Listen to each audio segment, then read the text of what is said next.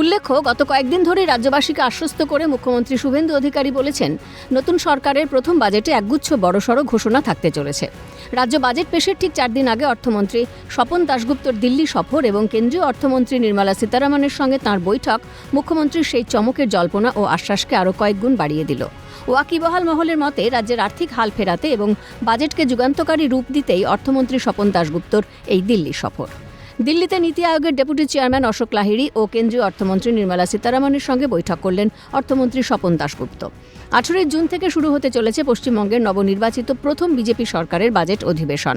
22 June বিধানসভায় পূর্ণাঙ্গ budget পেশ করবেন রাজ্যের অর্থমন্ত্রী স্বপন দাশগুপ্ত।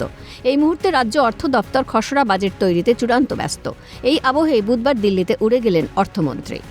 এদিন নিজের এক্স হ্যান্ডেলে রাজ্যের অর্থমন্ত্রী লেখেন, কেন্দ্রীয় প্রকল্প এবং পশ্চিমবঙ্গের অর্থনীতি সম্পর্কিত অন্যান্য বিষয় নিয়ে আলোচনা করতে আমি নির্মলা সীতারামনের দফতরে তাঁর সঙ্গে দেখা করেছি। পশ্চিমবঙ্গের ক্ষেত্রে তিনি কেন্দ্রের অন্যতম সহযোগী ব্যক্তি।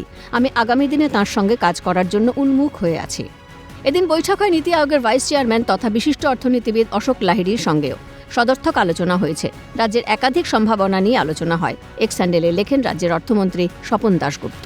রাজ্যে এখন ডাবল ইঞ্জিন সরকার। ক্ষমতায় এসে জনস্বার্থের বিষয়টি মাথায় রেখে বাজেটে চমক দেওয়াও কার্যত চ্যালেঞ্জ সরকারের কাছে। তাই সেই বাজেট অধিবেশনের আগে কেন্দ্রীয় অর্থমন্ত্রী ও অশোক লাহিড়ীর কাছ থেকে বিশেষ পরামর্শ নিতে দিল্লিতে বিশেষ বৈঠক বলে মনে করছে ওয়াকিবহাল মহল। পাশাপাশি পশ্চিমবঙ্গের আর্থিক পুনর্গঠন, কেন্দ্রীয় করের ন্যায্য অংশ আদায় এবং নতুন সরকারের জনকল্যাণমুখী প্রকল্পগুলিতে দিল্লির বাড়তি আর্থিক সহযোগিতা নিশ্চিত করতে স্বপন দাশগুপ্ত কেন্দ্রীয় অর্থমন্ত্রীর দ্বারে পৌঁছেছেন বলেই মনে করছে ওয়াকিবহাল মহল। এখন দেখার 22 জুন স্বপন দাশগুপ্তের ঝুলিতে বাংলার মানুষের জন্য ঠিক কী চমক অপেক্ষা করে আছে। ক্যালকাটা নিউজ।